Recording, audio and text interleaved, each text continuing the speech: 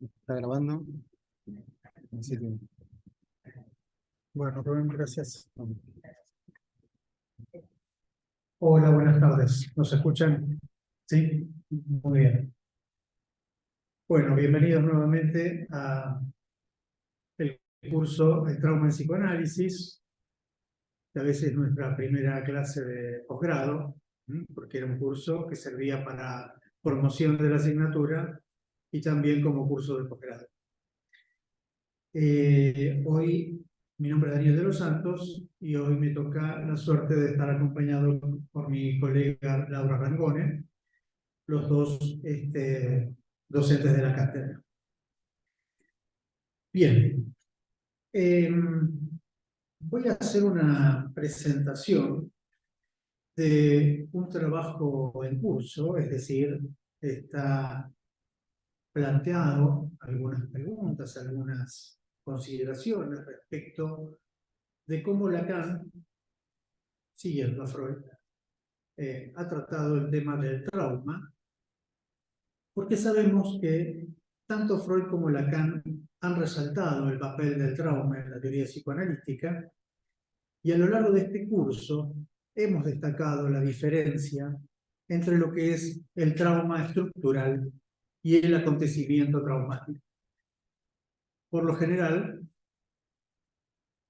en diversos campos, diversas disciplinas del saber, se hace énfasis en lo que es un acontecimiento traumático, ¿verdad? Es decir, un atentado, un accidente, una guerra. Pero uno de nuestros intereses era destacar el carácter estructural del trauma. Algo así como decir que estamos todos traumatizados, ahora vamos a ver por qué. Destacamos también que para que un acontecimiento traumático pueda ser sancionado como tal, que sea a través de sus efectos. Por ejemplo, los síntomas, aunque no es el único ejemplo. El trauma estructural freudiano está relacionado con la temprana indefensión del viviente y su inevitable dependencia de ese que llamaríamos hoy el gran otro. Lo necesita no solamente para conservar la vida, sino para convertirse en sujeto. Pero asimismo, esta presencia configura un exceso, inevitablemente. Esta sobrecarga de excitación, sabemos que termina siendo precursora de la represión primordial y por lo tanto de la capacidad de formación de síntomas. Lacan va a considerar a la represión primaria como alienación a la estructura del lenguaje que se liga al trabajo. El otro no solamente nos recibe con sus cuidados, sino también con el consabido baño del lenguaje. El trauma es entonces corte y quiebre relacionados a la inscripción inconsciente y a un resto. Lo traumático entonces termina siendo el deseo del otro, inasimilable, imposible de olvidar, podríamos decir también como de recordar, e irrecuperable en el terreno de la representación. Lacan llamará a este encuentro con lo real, como la tige, o tique. Recién habíamos hablado con Laura respecto de la pronunciación. La tige es un término tomado de la mitología griega, donde Tige era la encarnación del destino y de la fortuna. Como diosa, gobernaba la suerte y la prosperidad de una persona o sociedad, y lo hacía de una forma aleatoria. De ahí la cuestión de azar. Esta particularidad de lo contingente le interesó a Lacan y empleó la designación de Tige porque le interesaba justamente representar el encuentro con lo real. Como lo veníamos pensando con Freud, ese quantum imposible de ligar junto a la sorpresa irrumpen produciendo un agujero, una nada de significación. No nos es posible pensar el trauma sin la implicación del sujeto, sin tomar en cuenta los efectos del acontecimiento traumático sobre él. También voy a hacer alguna mención a el trabajo que presenté el año pasado en este seminario que se llama Trauma, Agujero y Malentendido, que empezaba con una cita de Lacan que dice: creemos que decimos lo que queremos, pero es lo que han querido los otros. Más específicamente, nuestra familia que nos habla. Somos hablados y debido a esto hacemos de las casualidades que nos empujan algo tramado. Hay en efecto una trama. Nosotros la llamamos nuestro destino.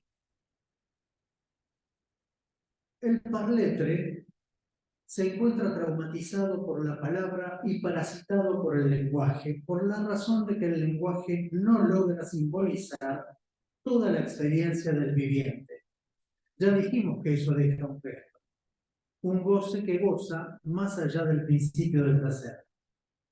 El trauma proviene de lo fallido del lenguaje y de lo que queda como inasimilable.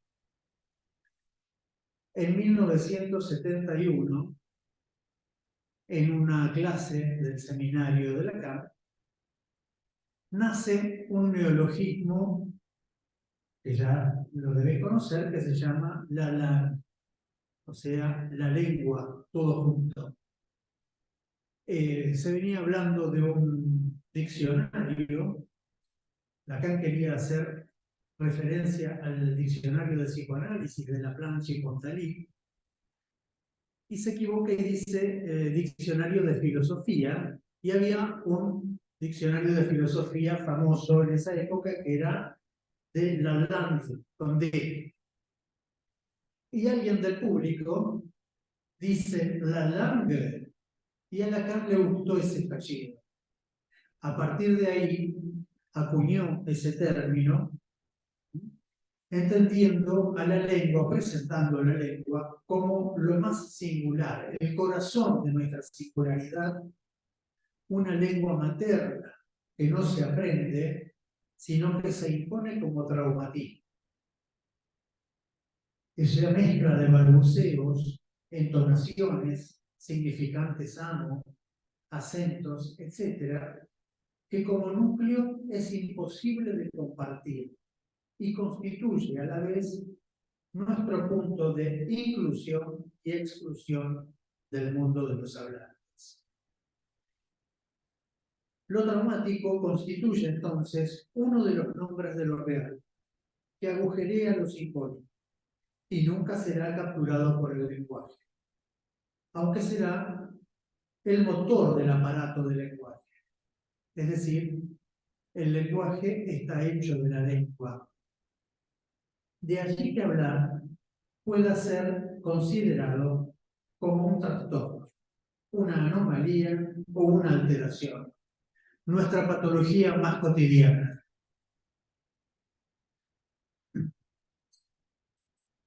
Dentro de la teoría del trauma, Lacan también se sirve del neologismo traumatismo, donde trau significa agujero. Hay un agujero en lo simbólico. Lo simbólico no llega a cubrir lo real. Sobre este agujero, dirá Lacan, cada uno inventa lo que puede. Invención viable y circunstancial para cada sujeto particular. Otras veces, digamos, uno puede quedar atrapado girando en círculos, como lo testimonia la compulsión de repetición. No existe entonces sujeto que no se encuentre agujereado y traumatizado. El trauma significa que nacemos malentendidos. El malentendido es anterior a nosotros y proviene del farfullar de nuestros padres, ¿no? Es decir, de todo lo que quienes nos esperaron en este mundo pensaban acerca de nosotros, cómo nos íbamos a llamar, cómo nos imaginaban, inclusive con cuestiones del cuerpo. ¿Qué íbamos a hacer de nuestras vidas? Esas fantasías que, como ustedes saben, son necesarias y tienen que ver con lo que será el narcisismo. Ahora bien, esta lengua introduce la vertiente real del significante. No hace cadena, sino que se presenta como enjambre significante. A ver, para que un poquito quede aunque sea esbozada esta idea. Ustedes saben que al principio Lacan presentaba al significante, se ve ahí, se ve como cadena, ¿verdad?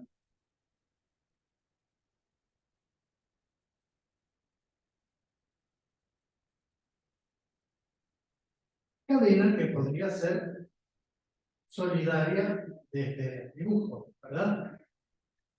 Luego nos dice Lacan, no, la cadena no es una buena metáfora y opta por lo que es el enjambre significante.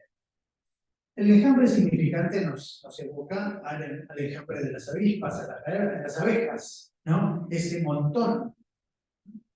Bueno, ¿qué es un montón? Queda mejor representado si esto no escribe de cualquier manera. Gracias. Si nosotros ahora tenemos un significante amo que requiere, bueno, un S1 que remite a un S2. Pero resulta que toda esta operación va a oficiar de S2 para este S1. Y a su vez, nuevamente, podríamos hacerlo muchas veces más. Con esto da una idea de que este S1 siempre va a tener repercusión en cada una de estas operaciones. Acá lo que tenemos es que, ¿qué tiene que ver este S1 con este S4? No lo sabemos si no prestamos atención a S2 y a S3. Es decir, ¿qué sucede si borramos estos eslabones? ¿Sí? En cambio, acá sí vamos a tener una estructura mucho más compleja donde, viendo S2 y todos los subsiguientes S2, podríamos decir que bueno, hay saber, pero es un saber del lenguaje. Esto simplemente para saber que no hace la cuestión, sino para que sepamos la diferencia entre cadena y enjambre. Bueno, me perdí.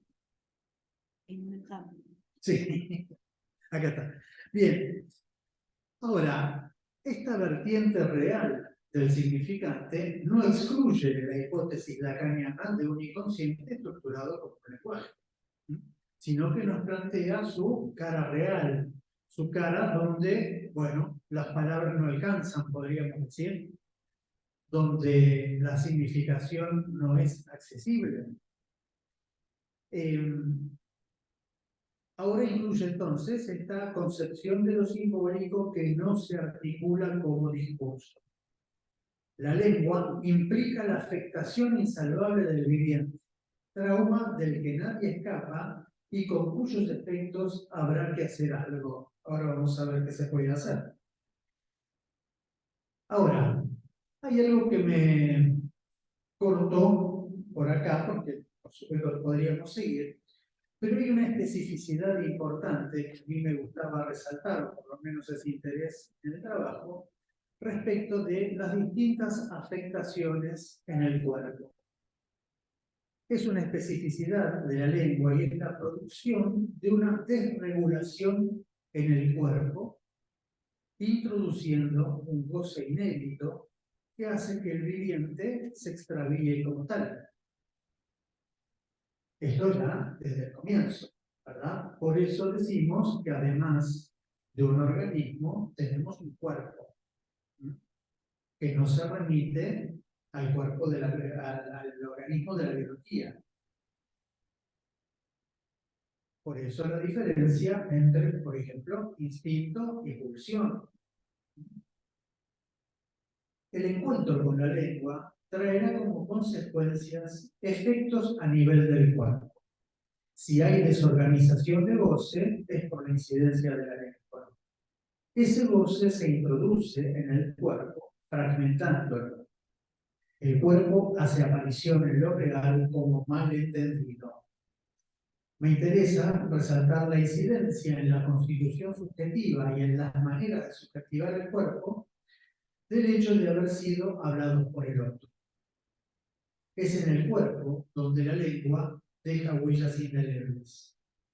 Nuestro cuerpo ha sido amasado, formado, abollado, golpeado, cortado, podríamos decir, acariciado y amado, por el encuentro con la lengua que habló en nosotros. Ahora bien, si el inconsciente es un cierto saber hacer con el trauma de la lengua, es posible pensar que cuando el goce no logra pasar por el cifrado del inconsciente simbólico, el cuerpo resulta afectado de diversas maneras. Por lo tanto, podemos pensar, tentativamente, que pueden presentarse por lo menos dos formas de afectación, las dos que vamos a discutir, del cuerpo en el cerebro. Como trauma de la lengua introduciendo afectos en el cuerpo y como variaciones en las respuestas al trauma que ocasionan modos diversos de afectación y relación al cuerpo. Encontraremos entonces, por un lado, las conocidas formaciones del inconsciente, presentándose en el cuerpo como inhibiciones, síntomas, angustia. Corresponden al pasaje del goce por el inconsciente bajo la lógica del ciframiento. Isidoro Beck diría, cuando el goce pasa por el colador del inconsciente. Produce división subjetiva y las operaciones son represión y retorno de lo reprimido. Por lo tanto, tenemos ahí habilitada la transferencia y la posibilidad de resolver algo de esto en una cura psicoanalítica. Sin garantía, por supuesto. Por otro lado, tenemos fenómenos del cuerpo que no han pasado por ese tamiz, por ese cifrado inconsciente, y que cuesta mucho. Fenómenos del cuerpo en la psicosis, fenómenos psicosomáticos, ¿se acuerdan de la orostase? El cuerpo como resto o desecho de los pasajes al acto, y los fenómenos transestructurales o de borde que responden a discursos de la época también. Las adicciones, las bulimias, las anorexias, los cortes en el cuerpo, las fibromialgias y algunas depresiones. Ellas testimonian acerca del inconsciente real que no se presta fácilmente al desciframiento, lo que no implica que en un análisis no se logren modos de afectación menos sufrientes. Como hemos visto, articular la afectación del cuerpo y la subjetivación del trauma nos permite leer las contingencias de cada ser hablante e intervenir siguiendo esas trazas. El inconsciente es un saber hacer con la lengua, repetimos. Un análisis puede inaugurar nuevas vías y permite sintomatizar nuestra relación con la lengua, sin que desaparezcan las marcas de las que hemos hecho nuestro destino o nuestra desgracia. Pero sin embargo, abriendo posibilidades nuevas y creativas con miras a desgranar el sentido que genera un dolor. Bien, un poquito para engancharlo con el trabajo del año pasado, era, bueno, esta cuestión donde Lacan habla del malentendido, donde dice, esto es en el seminario, momento de concluir. Trauma no hay. El hombre nace malentendido. Recordarán ustedes el texto de Otto Rank, el trauma de nacimiento, presentado a Freud. Cuando Freud lo lee, bueno, queda impresionado también por esa producción de Otto Rank, pero le dice algo así como, sí, sí, todo muy bien, el trauma de nacimiento, pero siempre nachträglich a el trauma producido por la castración, ¿verdad? Ya que me interrogan, sigue Lacan, sobre lo que llaman el estatuto del cuerpo, a eso voy, para recalcar que solo se agarra de eso. El cuerpo no hace aparición en lo real, sino como un malentendido. Seamos aquí radicales. Vuestro cuerpo es el fruto de un linaje, y buena parte de vuestras desgracias se deben a que ya nadaba este en el malentendido tanto como podía. Nadaba simplemente por la sencilla razón de que ser hablaba a cual mejor. Esto es lo que les transmitió dándoles vida, como dice. Eso hereda. Y ello explica vuestro malestar en su pellejo. El malentendido ya es de antes, en tanto que ya antes del hermoso legado forman parte, o más bien dan parte del farfullar de vuestros ascendientes. Bueno, hablamos para disipar el malentendido, como podemos. Al hacerlo, no logramos a veces más que nutrirlo. Hablar puede constituir un verdadero trastorno del lenguaje, dijimos, pero es el malentendido el que nos impulsa a hablar, que es nuestra forma de hacer lazos sociales. Bueno, hasta ahí mi comentario. Muchas gracias.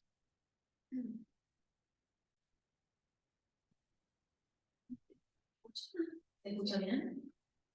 Gracias, Daniel. Hay algunas cosas que quiero abordar que van a tocar, por lo menos, algunas cuestiones que ya anticipó Daniel. Bueno, sobre todo porque también, obviamente, tiene que ver con la temática del trauma. Les comento cómo pensé el comentario también que quería hacer en relación a esto. Básicamente por dos vías, por dos caminos. Uno más amable de escuchar, en todo caso, que es el de Colette Soler, cuando trabaja el trauma. Bueno, voy a comentar algunas cuestiones que menciona ella. Y el otro, que no es tan amable, pero que es bien atinado, que es lo que Lacan trabaja en el seminario 11 en relación a psique y automatón. La idea es, por lo menos, problematizar o abrir algunas cuestiones, no cerrarlas en relación a lo que plantea Lacan allí, porque bueno, llevaría a otro seminario que se llamaría la transferencia.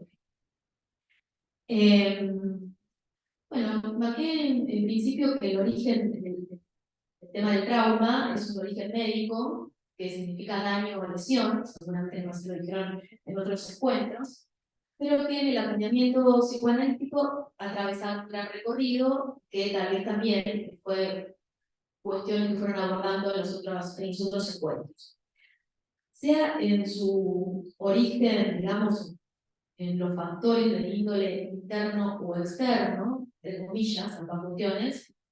Digo entre comillas porque la constitución subjetiva y pensar algunas cuestiones más bien topológicas, como la banda de Moebius y demás, nos impiden pensar en términos dicotómicos de lo interno y lo externo. Pero ya sea de una u otra manera, es decir, por lo eventual, como mencionaba Daniel, un accidente, supongamos, o por cuestiones de campo funcional, para decirlo así, su tamiz, el tamiz del trauma es siempre subjetivo. ¿Sí? Esa es una de las cuestiones que sí acentúa Colette Soler. Trabaja también con una anécdota muy interesante de un sujeto que al parecer era intraumatizable. Ese es el término que ella usaba, ¿no? O sea, le pasara lo que le pasara, no producía traumas el caballero. A raíz de lo cual, cuando ella se quedó, tomó esto también para poder pensar este carácter subjetivo que puede tener el trauma. No solo en relación a las secuelas de un evento traumático, sino también en la producción misma del trauma. ¿Sí? Es decir, ¿por qué hay personas que frente al mismo evento se traumatizan y por qué no? Eso sería la pregunta de ella. La idea central que el trauma implica es que se trata de la marca fundante que se resiste a la significación. Este es el carácter más bien de estructura del trauma. Imposibilidad de inscripción en la memoria que es de estructura. ¿Sí? Entonces aquí una cuestión que podemos destacar es el tema de la inscripción. Por eso también la Carta trabaja la Carta 52 como algo que no puede inscribirse, ¿sí? Con una imposibilidad. Por ahí destacar también este término. Lo imposible de inscribirse. Más adelante, en este mismo seminario y en otros lugares, Lacan refiere lo imposible como lo real. Lo voy a referir así simplemente. Dice, lo imposible es lo real. Simplemente. Tan simplemente como eso. Bueno, pequeño desvío que me convoca hoy en la Universidad Pública y que me tomo el atrevimiento de hacerlo, en nombre propio, por el nombre de acá, que me algo que yo me acordado, es pensar algunas cuestiones en relación a los tiempos que corren y que no se puede confundir esa imposibilidad, que en rigor tiene que ver con lo real, lo imposible lo real, con el intento deliberado de negar hechos colectivos traumáticos. Y que se ven frases como no fueron 30.000, no hay que remover el pasado, hay que ver para adelante, que tiene que ver con la reactualización del negacionismo, que tiende justamente a impedir la memoria. Pero no es lo mismo que su imposibilidad de estructura. ¿Sí? Esto preanuncia un peligro, la eventualidad de la repetición, y en este caso, deliberada. O sea, la ausencia de memoria conduce a la posibilidad de repetición. Más que nada en los términos más freudianos, incluso lo podemos pensar. No sé si han visto una película que se llama Eterno Resplandor de una mente sin recuerdo, que si bien es como de ciencia ficción, tiene la característica de que, bueno, comento muy brevemente, es una pareja que están enamorados, pues rompen, digamos, terminan la relación, y como le es muy difícil el olvidarse actualmente, pasan por una máquina de ciencia ficción, pasan por una máquina, digamos, que le borra a esa persona de su recuerdo, y entonces vive feliz en la ignorancia. Hasta que, bueno, se vuelve a conocer con la misma persona, que también se había borrado el recuerdo de ella, y la comedia empieza de nuevo, ¿no? Por eso se llama de esa forma, ¿no? Eterno resplandor de una mente sin recuerdo. Retomo lo que venía diciendo hoy en relación al punto de vista del sujeto. ¿Sí? Desde este punto de vista, el sujeto, al estar metido en los engranajes de la maquinaria hablante, deja por fuera lo que no puede ser de ese orden. En los términos freudianos, lo que no está ligado a representación. Desligadura misma que presidentifica aquello como revelación, idea nodal del más allá, que Lacan retrabaja y problematiza en el seminario 11. Problematización bastante compleja porque bifurca algunas ideas que Freud trabaja juntas, por lo menos esa es la lectura que hago yo. Y empieza a proponer, lo voy a decir así como muy bruscamente, después retomaremos, algo del orden del más allá, del principio del placer, en realidad vinculado al principio de placer, no al más allá. Y le empieza a hacer obstáculo también la idea de principio de placer, principio de realidad como dicotómica, produciendo un cuestionamiento a esa diferenciación. ¿Sí? Vamos a ver si podemos desplegar algo de esto. La clase 5 del seminario se llama justamente así, Tijera y Automatón. Allí va a sostener que el análisis, más que ninguna otra praxis, está orientado hacia lo que en la experiencia es el hueso de lo real. La etiqué, término que bueno, ya había comentado Daniel de dónde proviene, ¿no? De los griegos y demás, también es trabajada por Aristóteles y la cuestión de la causa, y Lacan también retoma este término del trabajo de Aristóteles. Y la entiende como justamente a la etiqué el encuentro con lo real. Encuentro que más adelante le va a agregar algunos adjetivos que resultan importantes, por más que sean simplemente adjetivos, ¿no? Como decirle que es el mal encuentro, ¿sí? Un encuentro siempre fallido. Y dice, lo real está más allá del automatón, del retorno, del regreso, de la insistencia de los signos, a que nos somete el principio de placer. ¿Bien? No dice que más allá. Lo real es lo que yace tras el automatón. Él va a diferenciar la repetición en el sentido analítico del término, lo va a poner en problema, no voy a meter demasiado con ello, sino como para abrirlo, ustedes tengan un panorama de esta cuestión.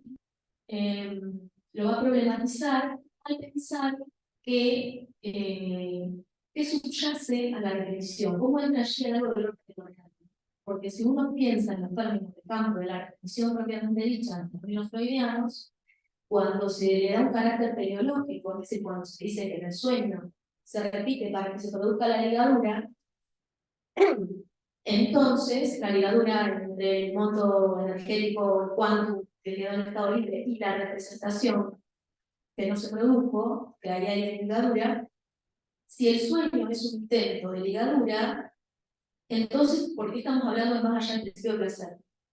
O sea, es como que se trataría de subsumir, es la lectura que traigo yo de cuerpo. Vos decime, Daniel, pero ¿sabes? Así hacemos un debate no presidencial. Trata de subsumir esa lectura, ¿no? El más allá del principio de placer al principio de placer. ¿Sí? Porque si se repite para ligar, entonces, ¿cómo podemos entender esto? Eso es lo que Lacan problematiza y de alguna manera tiende a pensar dos estatutos para la justicia. Por eso relevo ahora, una vez dicho esto que les comento. Lo real está más allá del automatón, del retorno, del regreso, nunca dice repetición acá, del retorno, del regreso, de la insistencia de los signos, a que nos somete el principio de placer. Es decir, si se trata de producir la ligadura, es para que se restaure el principio de placer. Entonces, ¿por qué pensar que el principio de placer sigue primando, sigue intentando producir, como ganarle al más allá del principio de placer? No sé si me entiende, cualquier cosa me preguntan. ¿Te perdiste? Cuando Freud trabaja fundamentalmente el tema de los sueños en más allá, y habla de que el sueño tiene la función de la ligadura, es decir, que tiene como la repetición del sueño, la repetición tiene como función producir la ligadura entre representación y factor cuantitativo. ¿Sí? O sea que le atribuye un carácter, una causa, una teleología, tiene una función, sirve para algo. Ese algo es que se vuelve a instaurar el principio de placer. Entonces, estaríamos subsumiendo un fenómeno del más allá del principio de placer, como sería la repetición, a la posibilidad y la lógica del principio de placer. ¿Ahora sí? Y en ese punto es lo que Lacan intenta problematizar, y por eso cuando habla del regreso de la existencia de los signos, habla de principio de placer, no más allá. ¿Sí? Y va a decir, lo real es lo que yace tras el automatón. El esfuerzo entonces de Lacan es el de establecer órdenes diferentes que han tendido a confundirse en la bibliografía analítica. Y en particular se han confundido en el área de la transferencia. ¿Qué trata de diferenciar? Fundamentalmente, repetición, vinculada a la repetición analítica propiamente dicha, como lo voy a decir en algún momento, de retorno de signos, de reproducción, de rememoración actuada, le da otro nombre.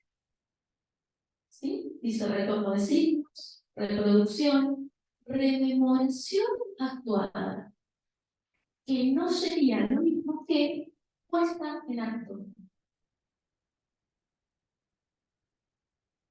Entonces, la repetición, a partir de la conceptualización de los analistas, dice él, ha quedado identificada la transferencia, cuando precisamente debe diferenciarse de ella. La función de la Piquet, o de la Tichet, en tanto encuentro esencialmente fallido con lo real, se ha presentado en el psicoanálisis bajo la forma del trauma. Bien, más adelante, en el mismo seminario, va a hablar del fantasma como una pantalla que está allí para disimular algo primero. Algo primero. Hay algo que el fantasma tiene la función de disimular. Y eso, este fantasma, es determinante de la función de la repetición. La articulación aquí es la que tenemos que hacer es entre el fantasma y el trauma. Hay que detectar, dice, el lugar de lo real que va del trauma al fantasma.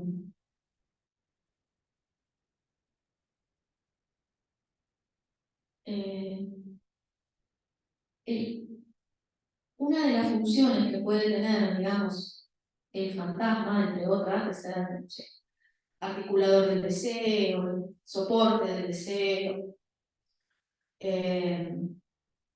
Una de las funciones es la de veladura, de velo. ¿Qué es lo que vela? O sea, de telón, digamos, de pantalla también se dice, ¿no? ¿Qué es lo que está detrás? Lo real. Entonces, las desgarraduras del fantasma, los agujeros en ese telón, los corrimientos de ese telón, dejan asomar lo real. Y están asociados a la clínica que recién mencionaba Daniel, la clínica más contemporánea, que a veces se la llama de vacilación fantasmática, que da como efecto clínico, como manifestaciones clínicas, los cortes en el cuerpo, las adicciones. ¿Sí? Eso mismo es lo que lo lleva, por ejemplo, a Héctor López a trabajar el tema de las adicciones en relación a la presencia de un pseudofantasma que el sujeto tiene que armar a partir de la adicción, porque su fantasma está, vamos a decir, en muchísimas comillas, fallado. ¿Sí? En la medida en que eso está fallado, algo le hace suplencia a ese fantasma, y es donde ahí Héctor López habla del pseudo fantasma en esas patologías. Bueno, hasta aquí un poco lo que les quería confundir de Lacan. Pero había algo más que era cómo entender entonces la transferencia si no es repetición, si no es pura repetición. Él dice que eso es un error, Lacan dice que eso es un error propiciado por trabajos freudianos, post-freudianos. Y va a plantear que la transferencia es la puesta en acto de la realidad del inconsciente. Y más adelante dice que es una realidad sexual. Bueno, aquí me parece que hay que abrir cada término, ¿no? Primero, acto. Fíjense que no dice rememoración actuada, ¿sí? Esa es otra vertiente, no es la que a él le interesa trabajar, ¿sí? Puesta en acto. Ese lugar del acto no es el del retorno de los signos, ¿sí? Puesta en acto de la realidad del inconsciente, que es una realidad sexual. ¿Qué significará que es una realidad sexual? Esto nos devuelve al fantasma en un punto, pero no para pensarlo en los términos de la pura repetición. Porque la realidad sexual del inconsciente está, entre otras cosas, compuesta por los fantasmas primordiales, esos que en buena hora se producen a partir de la represión primordial que mencionó Daniel.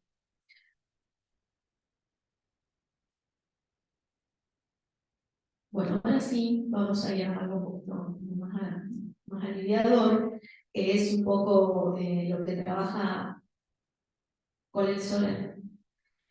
Perdón, lo del fantasma y la articulación con el trauma, ¿en qué seminario? ¿Sí? En el 11. En el 11 lo menciona Marín Iguales. ¿Por qué en el 6? ¿Me quedé pensando? No sé, pensé que no sé mucho de memoria. No, de memoria. Pero por el deseo, qué sé yo, pues me dicen que escuché 6, por eso te volví a preguntar. Sí, no, por ahí es 14, pero no. En la articulación con el trauma, de hecho, ¿no? Bueno, Leo y comenta una situación. Según Soler, hablamos de trauma cuando hay una irrupción violenta del dolor, del sufrimiento, del espanto, por la vía del encuentro inesperado. Y lo que les quería comentar es una paciente que escucho en el diván, hace referencia a una escena como espantosa, de espanto, justamente de encuentro inesperado, que lo da lo bizarro de la situación. En realidad lo da lo siniestro de la situación, que es eso familiar que se puede volver extraño. ¿Sí? Lo siniestro, Freud. Que es una cuestión así.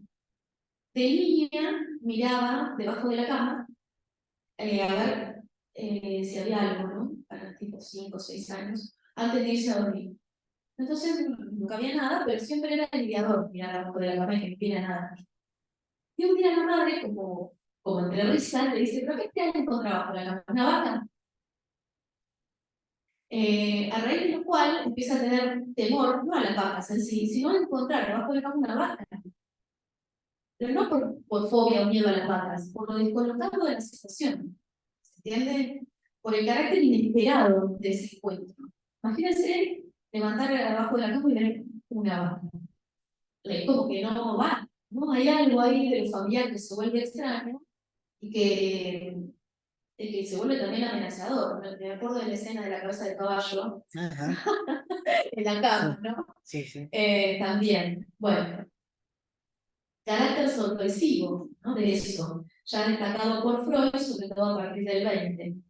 Invasión violenta de un real, imposible de anticipar y por lo tanto imposible de evitar. Esa es otra característica que seguramente habrán podido recortar en relación al trauma. Es inevitable. ¿Mm? Y esto nos abre un conflicto en relación a la cuestión de la prevención. ¿Cómo prevenir lo inevitable? Bien. Invasión favorecida por cierta falla.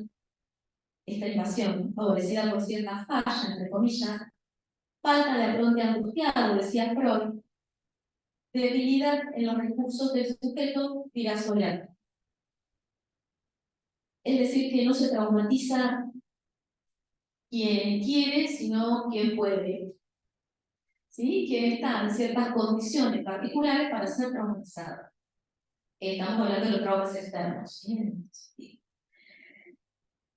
Y no, pero bueno, que los recursos del sujeto sean ahora más débiles que antaño, ahora en la contemporaneidad, se entraba con el hecho de que los discursos que regulan los lazos sociales no logran, al decir de Soler, hacer de pantalla a lo real.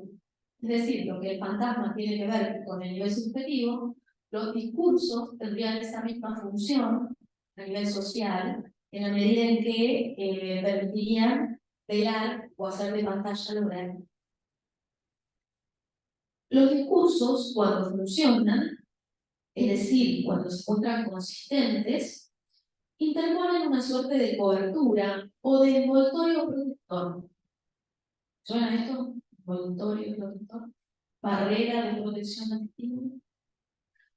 Envoltorio protector entre el sujeto y lo real. De este modo, un discurso consistente protege del trauma, amortigua el impacto de lo real.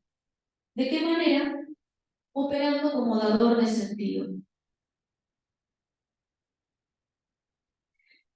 Pero el tema del sentido, que podemos pensarlo del lado de la ligadura entre la representación y el modo de afecto, es decir, de la existencia de una representación, de la existencia de un Kant también, aparece como siempre lo opuesto al trauma.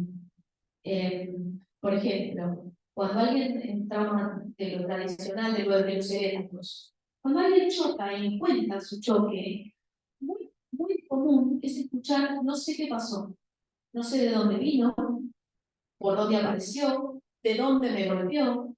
Es como ese encuentro inesperado y al mismo tiempo la falta de sentido. ¿Sí? Entonces, los discursos que operan dando sentido son de alguna manera aquellos que protegen contra la angustia.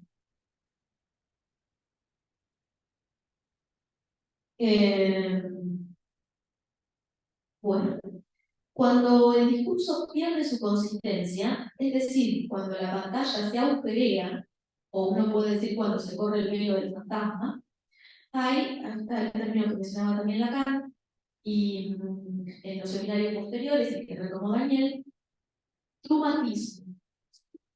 El neologismo que usa es, como mencionó él, tru, se escribe T-R-O-U, tru, se pronuncia así, traumatismo, tru es agujero. Es como estar traumatizado por el agujero, pero en una sola palabra. Según los términos de Soler, es cuando está el agujero que el sujeto se enfrenta, se encuentra frente a un real sin sentido. Es real sin sentido es una redundancia, porque real es. Bueno, es lo que pasa ahora, que se ella nos falta el otro, nos falta el otro para hacer de barrera en los eventos traumáticos, y por supuesto tenemos un discurso que intenta proponer sentido. Pero el sujeto moderno es un sujeto no deteriorado, no engañado del discurso, que no cree más en los semblantes que permiten dar sentido a lo real. Al decir de Soler, la práctica analítica implica un sujeto que, a pesar de los encuentros con lo real, reconoce su implicación, se atribuye algo. Se hace necesario aquí introducir una diferenciación que ya trabajó Freud en inhibición síntoma y afecto. Allí Freud se va a preguntar, entre otras cosas, ¿cuál es el núcleo de la significatividad de la situación de un peligro, de peligro? Evidentemente, la apreciación de nuestras fuerzas en comparación con la magnitud de lo traumático, ¿no? La ambición de nuestro desvalimiento frente a él. Llamaremos traumática a una situación de desvalimiento vivenciada. Por eso ella habla de los recursos del sujeto. No todo sujeto está en la misma situación de desvalimiento. Luego uso otro término que no sé lo voy a decir en alemán, pero lo tengo acá. No, la traducción de Echeverri es desvalimiento. Y la otra no va. ¿El desamparo? Puede ser desamparo, sí. Es probable que sea desamparo. Bueno, en la conferencia 32, ¿no? Desde el punto de vista económico, se habla de desamparo cuando el sujeto es confrontado a una magnitud de situación tal que no es capaz de dominar. Como puede verse, se conjugan aquí dos vértices: la magnitud de situación y las capacidades del sujeto para tramitar ese monto. Por eso, cuando un sujeto puede estar con una gran capacidad para tramitar ese monto, no se traumatiza. De ahí el traumatizable que me llamó la atención a Colette Soler. Es en esta dirección que Colette sostiene que el trauma nunca es un efecto simple, en tanto implica los dos componentes o niveles señalados. Uno, constituido por el momento de encuentro con lo real, donde el sujeto es, se podría decir, inocente. Pongamos comillas, igual el inocente, ese por qué. Otro que implica la máquina de simbolizar que pone en marcha frente al elemento traumático. Es el nivel de las secuelas, donde la participación subjetiva nunca falta. ¿Sí? Entonces, la participación subjetiva hay que ubicarla en el momento de la producción del trauma y en el momento de lidiar con las secuelas. Bueno, hasta ahí lo que traje para concluirnos. Y el texto de Colette, ¿usaste Colette? El texto de Colette Soler es que hace un analista, uno de los capítulos lo dedica al trauma.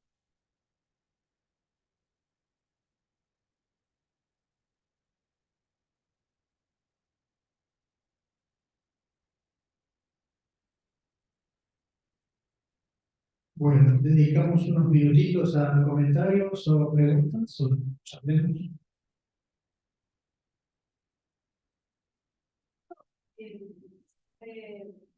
Realizar un caso que vivimos respecto a Tocha, por el atentado de la Tocha. Sí, Mina. Sí. Ujú.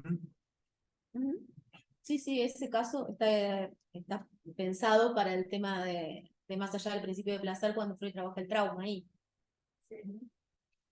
Claro, lo que tiene ese caso es un poco lo que comentaba yo al principio, lo que dijo recién Laura. Digo, no es solamente la calidad o la cantidad del acontecimiento, sino los recursos con los que contaba Mina para hacer suyo, hacerse de ese trabajo, sancionarlo como tal y darle algún tipo de sentido o hacer caer sentidos previos como pasado. Fíjense que bueno, es un caso interesante porque la tramitación, o mejor dicho, ese análisis duró 6 meses, porque el Centro de Salud tenía esa norma y ese trabajo permitió llegar hasta donde llegaba. Pero es un poco el saber hacer con un acontecimiento que desborda y que parece superar las capacidades de un aparato psíquico. Recuerdan que Freud decía que un aparato psíquico lo suficientemente invertido estaba mejor preparado para recibir esa inundación, esa sobrecarga. Y acá, bueno, Mina puso, digamos, hizo suyo el trauma en el sentido de lo enlazó con su vivencia. Es decir, lo que hizo en una lista, en todo caso, con la escucha, es hacer existir al inconsciente, ¿no?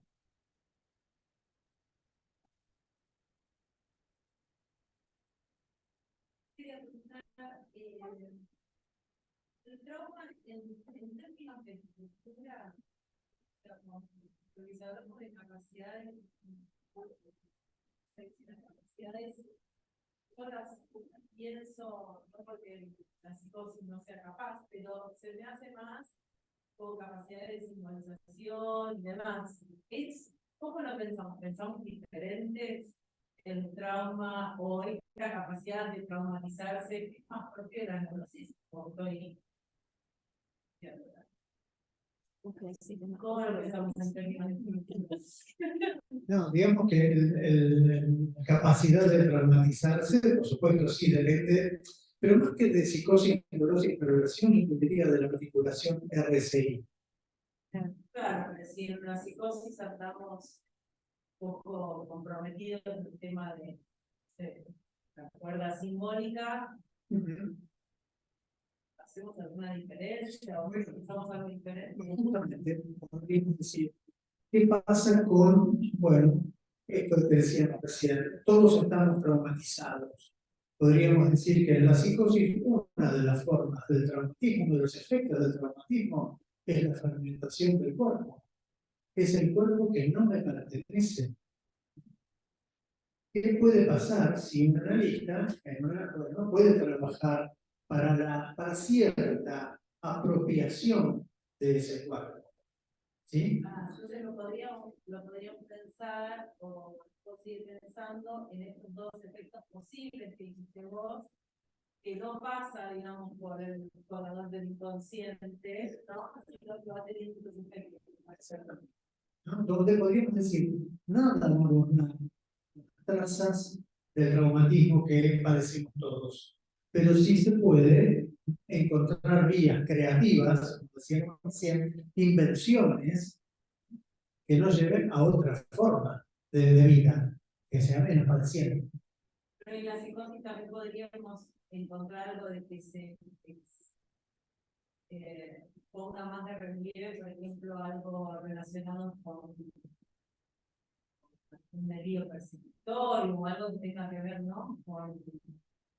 ¿No? Por ese lado, puede ser. Pero igual ya el delirio, en el caso del delirio, el delirio es ya como algo del orden de la defensa. O sea, es una sobrecarga de sentido. En ese punto, bueno, ahí hay sentido, hay demasiado. Claro. Calidad de restitución. Claro. Claro.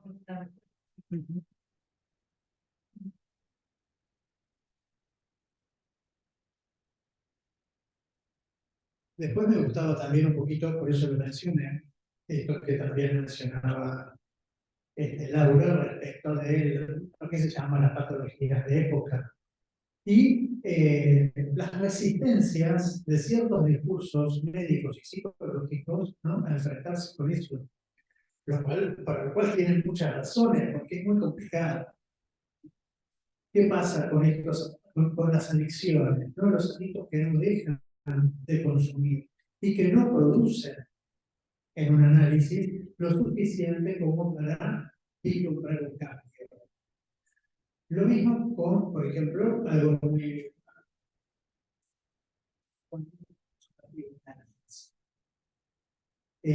Yo recuerdo en un caso, en un centro de día, donde una señora había sido derivada por refrigerio y había sido incluida en un dispositivo tradicional, ¿no? Y un dispositivo grupal, donde, bueno, ella no tenía más nada que decir respecto de los dolores del cuerpo. Yo padezco de fibromialgia y de ahí era imposible sacarla. Y esto que decía Laura también, la cuestión de lo que decíamos hace un ratito también, ¿no? Es decir, bueno, tal vez esta cuestión del sentido, el sentido que da una época, es tranquilizador. Porque vieron que a veces nos ponemos nerviosos cuando vamos a un médico y no nos sale nada de los análisis, no nos sale nada de las placas, no nos sale nada, no tenemos nada, parece. Entonces eso nos inquieta. Hasta que le ponen un nombre. Usted padece de fibromialgia. Ah, bueno, me quedo más tranquilo. Voy, lo googleo en mi casa y ya me empiezo a identificar con ese curso. Ya no padezco fibromialgia. Soy fibromiálgico, digamos, ¿no? Bueno, en ese punto es donde estos discursos de época otorgan un sentido que en principio habría que cuestionar. Ni siquiera digo dejarlo caer, nada, pero por lo menos cuestionar, porque ahí va a aparecer el sujeto. Pero por lo menos están dadas mejores condiciones para propiciar la aparición del sujeto.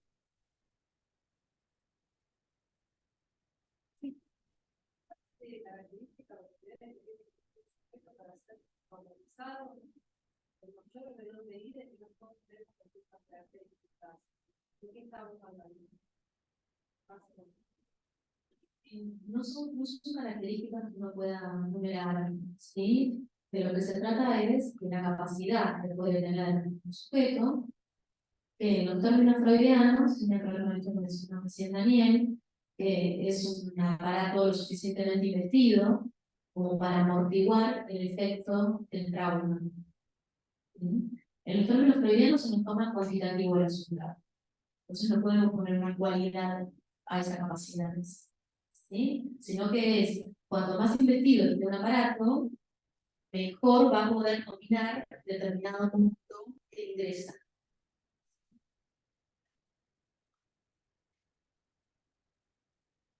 ¿Cuál va a prepararse para qué tipo de approach? Claro, en realidad eso es el approach.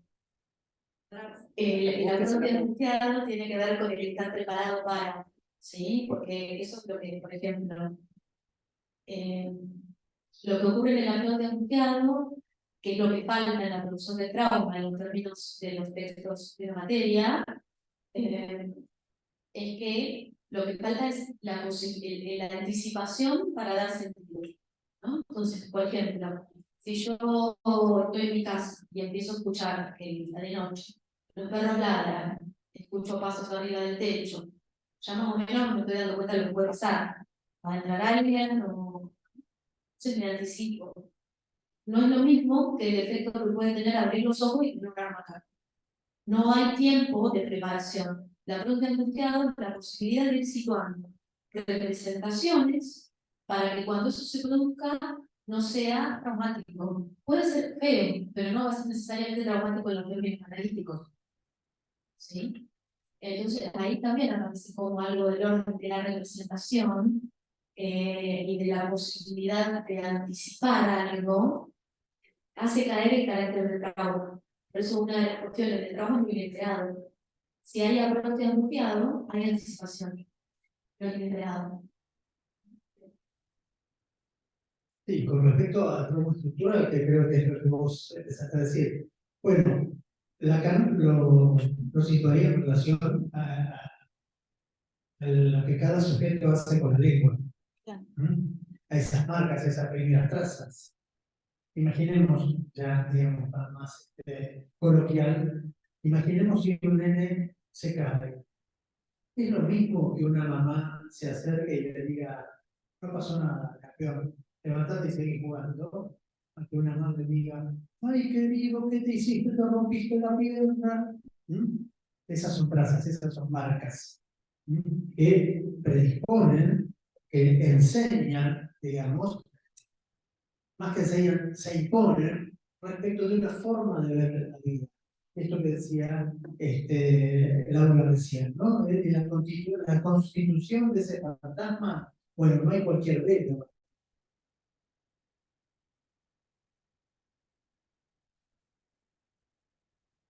En general, es algo que suelo traer a colación, por ahí no escucho mucha gente, que es esto de que cuando una madre dice, a ver, en un seminario es de otra persona. Primero, voy a decir que no es mío el ejemplo, que lo tomo prestado. Que un docente comenzó a preguntar en el seminario qué es una campera. Es una campera, es una campera, bueno, entonces todo opiniones sobre una ropa, ¿qué es una campera? Y él dijo, bueno, todo eso no. Una campera es lo que una madre le pone a un hijo cuando ella tiene frío. ¿Sí? Esto, bueno, seguramente ponete la campera, mira para el lado de cruzar la calle, estaba dentro de esas limitaciones. Y en general los chicos no tienen frío, vienen todos transpirados de afuera y la madre les pone la campera. Entonces, hay algo en esto que mencionaba Daniel, que es la constitución del cuerpo, que pasa necesariamente por el otro como ayuda. De hecho, Lacan nos dice constantemente eso. El cuerpo es el otro, es el otro como ayuda. ¿Cómo se constituye un cuerpo si no es con esas marcas que el otro dona de de alguna forma. ¿Sí? Eso también hay que pensar, vos hablabas de la psicosis. Bueno, ¿qué pasó ahí que no se produjo ese armado de un cuerpo? Y en relación a zafar del trauma estructural, eh, no tiene que ver con las estructuras clínicas. No es que no hay en la psicosis o no hay en la prevención, y sí hay en la neurosis.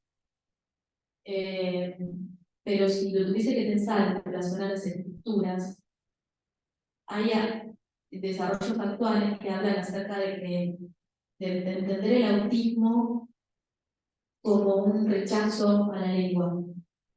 Y como no querer dejarse atar por el significante, como si fuese una posición del sujeto de no pertenecer al significante, o no quedar sometido al significante, y eso sería el autismo. Por eso tampoco tiene lazos sociales, tiene lazos psicosis. Son lecturas, alguien dice que no, pero en algún entendido el autismo como un rechazo al campo del significante en su conjunto.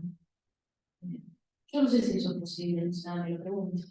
Realmente me lo pregunto.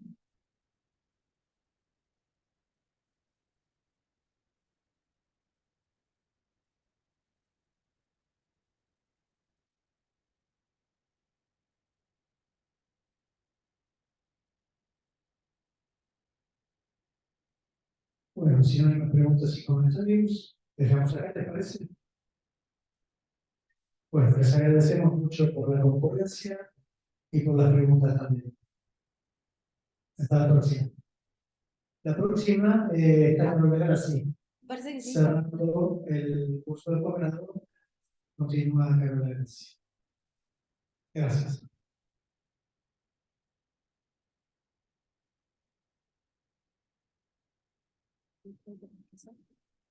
No, no.